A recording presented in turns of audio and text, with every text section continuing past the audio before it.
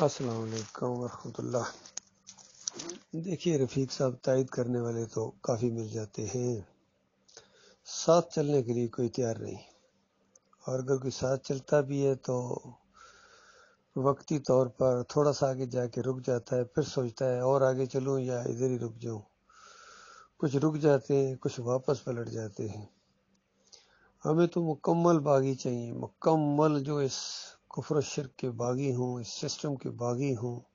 مکمل طور پر، پارشل طور پر نہیں، مکمل طور پر وہ آخرت کی بازی کھیلنے والے ہوں، دنیا کی بجائے آخرت کو ترجیح دیں، اور ایمان عقیدہ ان کو اس پوری کائنات سے زیادہ عزیز ہو، اور کسی قسم کی ذہنی مرویت ان کے اندر نہ ہو، اور بالکل یکسو ہو کر یک رخے الحب للہ والبغض للہ کی عملی مثال پیش کریں، اور اس معاملے میں کسی کی لان تان کا ذرا لحاظ نہ کریں،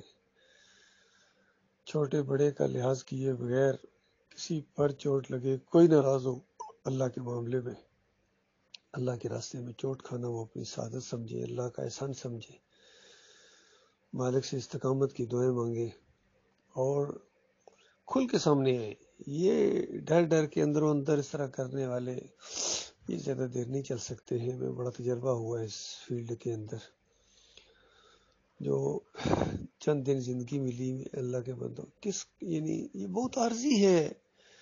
ایک ایک لمحہ لکھا جا رہا ہے، ایک ایک حرف لکھا جا رہا ہے، ایک ایک لفظ لکھا جا رہا ہے، ایک ایک انداز لکھا جا رہا ہے، نیت لکھی جا رہی ہے، اسی کے اوپر آپ کی آخرت بن رہی ہے۔ اللہ تعالیٰ سے دعا ہے مالک ایمان خالص کے اوپر جما دے، اور مالک کچھ ایسے اعمال کی توفیق عطا فرمائے کہ کل مالک حشر میں کہہ دے دیکھو اس سے یہ بندہ دو عالم سے خفا میرے لیے تھا۔ تو یہ معاملہ ہے میرے بھائی، ہر بندے کو اللہ تعالیٰ نے موقع دیا ہے۔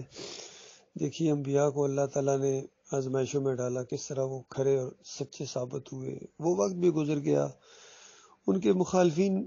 نے مخالفتیں کی، کتنے ہیں جو شرک پر مر گئے، اندازہ لگائی، ان کی بدبختی کا کوئی تصور کر سکتا ہے، وہ بھی دور گزر گیا ان کا بھی، لیکن اب ان کو ہمیشہ کی آگ میں رہنا ہے، ہمیشہ کی آگ میں۔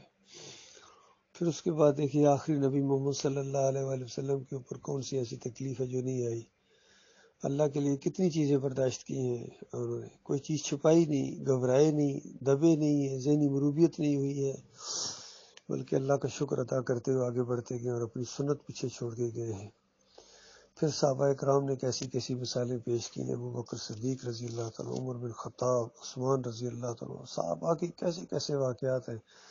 عقل حیران ہے کہ کس طرح انہوں نے آخرت کی بازی کھیلی تھی۔ اور پھر اس دور کے اندر ہمارے لیے ایک جو نمونہ سامنے آیا ہے علماء میں سے، وہ ڈاکٹر مسعود الدین عثمانی رحمۃ اللہ علیہ، اس طریقے سے انہوں نے عملی طور پر ثابت کر کے دکھایا کہ قرآن و حدیث صرف کتابوں کے اندر بند نہیں ہے، بلکہ آج بھی اس کے اوپر عمل کیا جا سکتا ہے، اور اگر عمل کر لیا جائے تو دنیا کی کوئی طاقت آپ کے سامنے ٹھہر نہیں سکتی ہے، دنیا کا کوئی مولوی، کوئی علامہ، کوئی بڑے سے بڑا آپ کی آنکھ کے ساتھ آنکھ نہیں ملا سکتا ہے، آنکھ ملائے گا تو اس کا پتا جو ہے نا اور اس کا دماغ جو ہے نا وہ ہل جائے گا کہ کس بندے سے پالا پڑا ہے۔ تو آج ضرورت اس بات کی ہے، دیکھیے دنیا کی خاطر کتنے لوگ قربانیاں دے رہے ہیں، وقت لگا رہے ہیں، مال لگا رہے ہیں، یہ پی ٹی آئی والے دیکھو، مسلم لیگ والے دیکھو، جماعت اسلامی دیکھو، یہ پیپلز پارٹی دیکھو، اور یہ دنیا کی خاطر دنیا کے لالچی بن گئے ہیں، اور دین کے روپ میں بھی آئے ہیں، دین کو آڑ بنایا انہوں نے،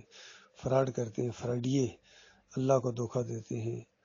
مسلمانوں کو دھوکہ دیتے ہیں، اصل میں اپنے آپ کو دھوکہ دیتے ہیں۔ تو لہٰذا ان کے ساتھ ہمارا کسی قسم کا کوئی تعلق نہیں ہے،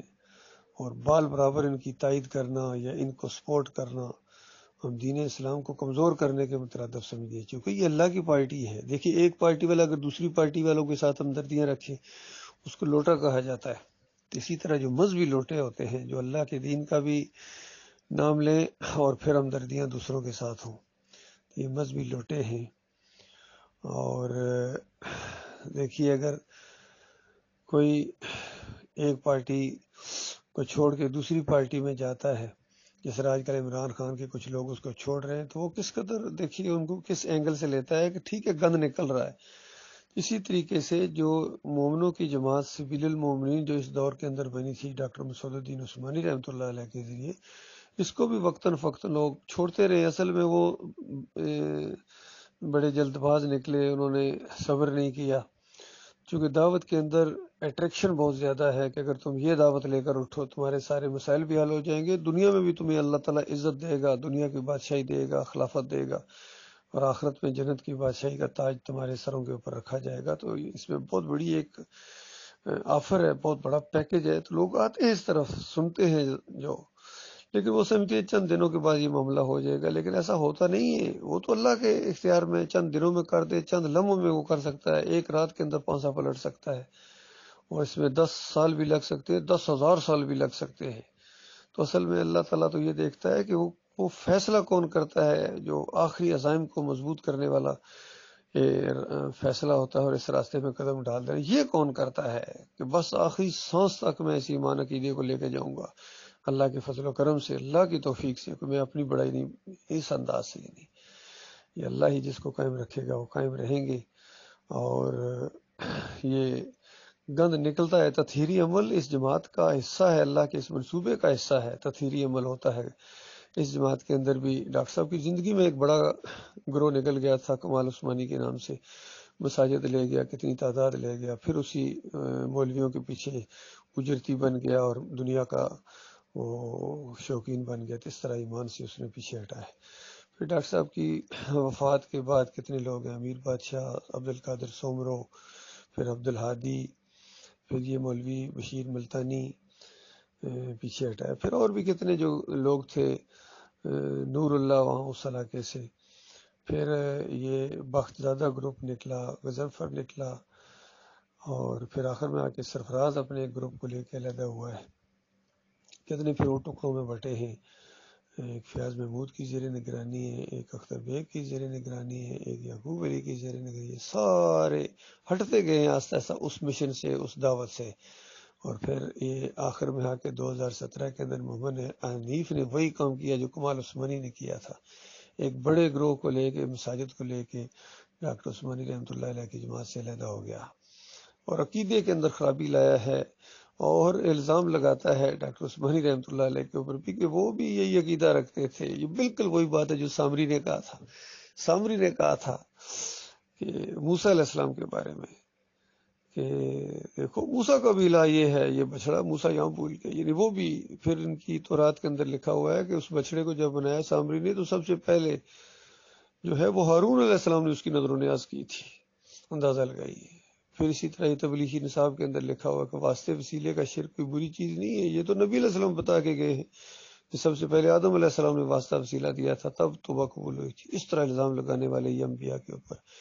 حتیٰ کہ کتنا بڑا مجاہد سمجھا جاتا ہے، اور وہابی جہاں سے یہ سلسلہ شروع ہوا ہے، عبدالوہاب نجدی، اس نے اپنی کتاب التوحید کے اندر آدم علیہ السلام اور حوا علیہ السلام کے اوپر شرک کا الزام لگایا کہ انہوں نے اپنی اولاد کا نام عبدالحارث رکھا تھا، جھوٹی روایتوں کے ذریعے قرآن کا انکار کیا اور شرک منسوب کیا انبیاء کی طرف۔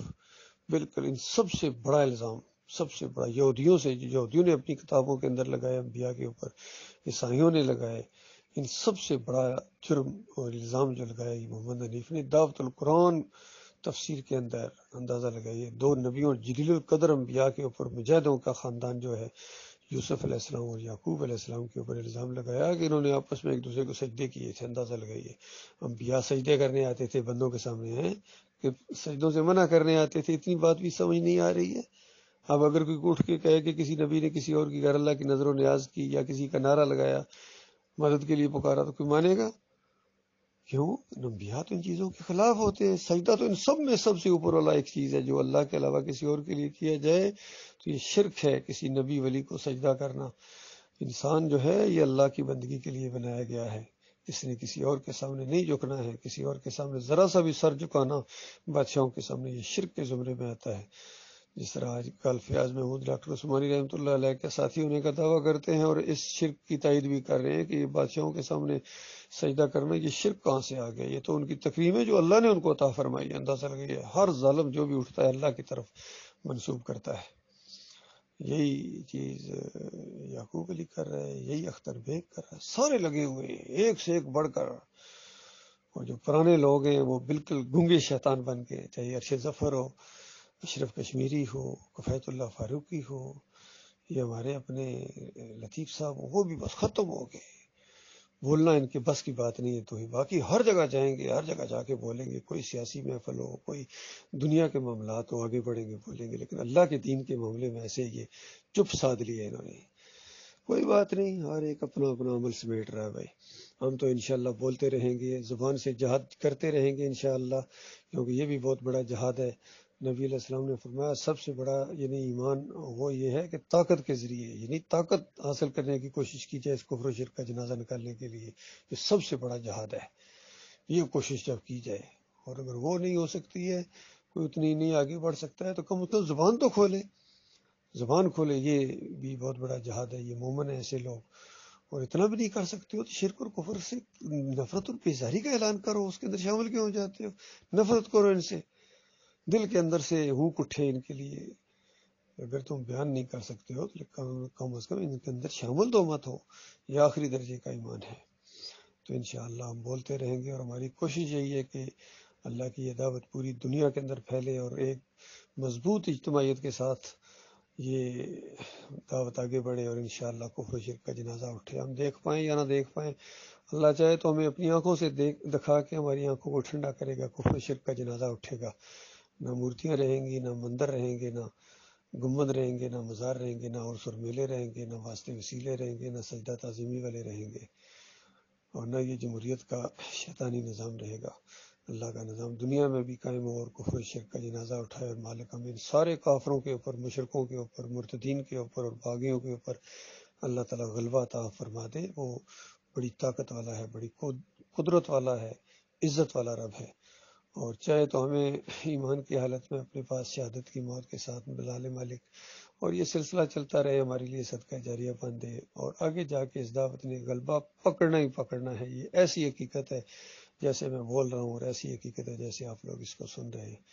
اور یہ معاملہ ہونا ہے۔ اللہ تعالیٰ